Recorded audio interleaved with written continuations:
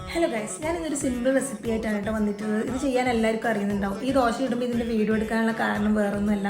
ഈ ദോശ ചുടുമ്പോൾ എപ്പോഴും എനിക്ക് എൻ്റെ അമ്മേനെ ഓർമ്മ വരും. കാരണം പണ്ട് സ്കൂളിൽ പഠിക്കുന്ന സമയത്ത് അമ്മ ഇങ്ങനെ ദോശ ഇട്ട് തരുമ്പം ഞാനും എൻ്റെ അതിനകത്ത് അമ്മേൻ്റെ അടുത്ത് പോയിട്ടിരിക്കും.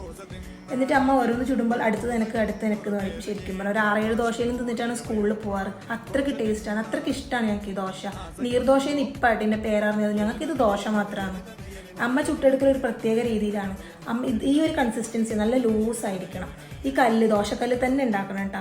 ഈ കല്ലൊന്ന് ചൂടായതിനു ശേഷം ഇങ്ങനെ അമ്മ എണ്ണ തേക്കും. എണ്ണ തേച്ചതിന് ശേഷം ഇങ്ങനെയാണ് അമ്മ ചുട്ടെടുക്കാറ്. ഇത് കാണാൻ തന്നെ നല്ല രസമാണ്, നല്ല ക്രിസ്പിയായി കിട്ടും ഇങ്ങനെ ചുട്ടെടുത്താൽ. പിന്നെ ഇത് ഇവിടുത്തെ അമ്മ ചെയ്യുന്ന രീതിയാണ്. അമ്മ നടുവിൽ ഒഴിച്ചിട്ട് ഇങ്ങനെ അത് പരത്തിയെടുക്കാറാണ് ചെയ്യാറ്. എനിക്ക് കൂടുതലിഷ്ടം ഇതുപോലത്തെ ക്രിസ്പി ആയിട്ടുള്ള ദോശയാണ്. ഇതുപോലെ ചെയ്യാൻ അറിയില്ല, ഞാൻ ശ്രമിക്കാറുണ്ട് പക്ഷെ ആവാറില്ല. ഇത് എന്നിട്ട് കറിയൊന്നും കൂട്ടാണ്ട് ഇങ്ങനെ ഇരുന്ന് കഴിക്കും. എപ്പോഴും എനിക്കിത് നൊസ്റ്റു അടിക്കും. ഇപ്പം അർജുവേട്ടനും ഇതിന് കറിയുടെ ആവശ്യമില്ല. ഞങ്ങൾ രണ്ടുപേരും ഇങ്ങനെ നിന്നിട്ട് ഇവിടെ തന്നെയാണ് ഇത്